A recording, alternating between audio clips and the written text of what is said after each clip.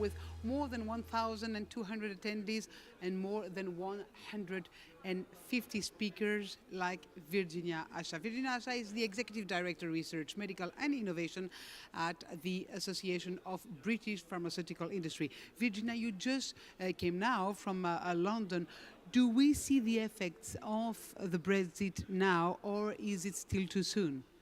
It's never too soon to be starting the work to prepare for Brexit. It's something that we have been doing with our members in the pharmaceutical industry and with our partners in biotech since basically day one. Since the first day after the referendum, we began the preparations because our sector and the way we develop medicines, the way we discover, develop, manufacture and provide these medicines across Europe is really based on the region as a whole. We have integrated supply chains.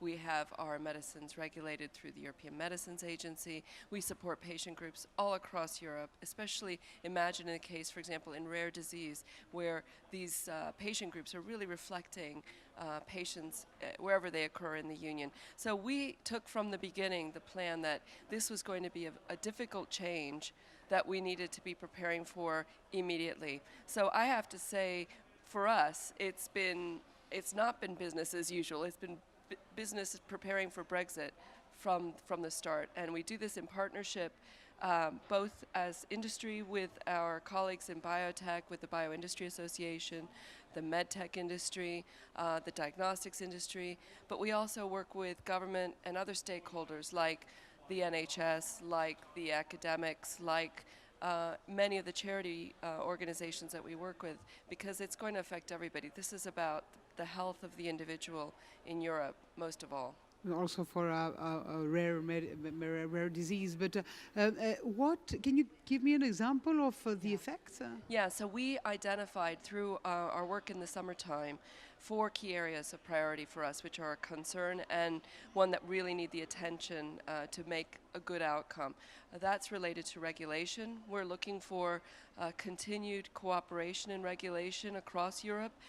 This makes a huge difference to the way we can be providing our medicines as soon as possible and as effectively as possible to patients. It's about trade. Another priority, can we get to keeping as close as possible a good, as I think the Prime Minister called, frictionless trade in Europe so that we can maintain those supply chains. And also research. Can we encourage not only the funding for research for British scientists, but can they still be part of the cooperations that they've been really contributing to and benefiting from across Europe? And finally, most importantly, people. As for any sector, we're really dependent on the quality and talent of the people we can bring into our companies. We need to be able to access talent. So we've made that very clear. Those 4 clear key priorities are for us the ones that we really need to address. Did you succeed in what you asked? Well, this is the question that we're asking of all of our negotiating teams in Europe and in the UK. Can you get to a deal? We think that there's ways to approach this. We think there are some good suggestions. We're working with government to set these out, ways that we hope that will be acceptable to everyone. But of course, the challenges of negotiation is that we're only one of 51 different sectors that they're looking at. What we wanted to prioritize is that maybe for Europe, they haven't looked at health as something that's central to the conversations, because that's been something that the member states have been more leading on. I'd like to really make the point with our European negotiating team that for them, health should be central, just as it is for their concern about citizens and having security for citizens. Citizens need to be assured about their health. And I think medicines are such a core part of making sure people are confident that they're going to have health care on day one after the changes. Talking about research and innovation, because you're also in charge of innovation, is there a consequences, or there could be some consequences about new innovation and patents now that you're not in Europe? New innovation maybe will be less protected. It's a question. So IP is one of the issues that, in particular, my counterparts in the European level, the FPA Association, has identified. We have also, that for us, that's part and parcel of the arrangements around trade and continuity of supply. So for us, IP is extremely important, as you know. I'm sure it's been a big conversation at this Biovision, as it always is.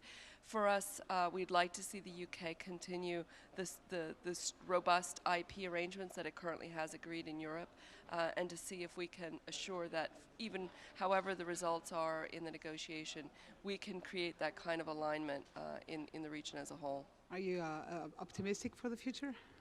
I have to be. There's no choice. There's no choice. Thank you. Thank you, Virginia Acha, Executive Director, Research, Medical and Innovation at the Association of British Pharmaceutical Industry. Next guest after this jingle.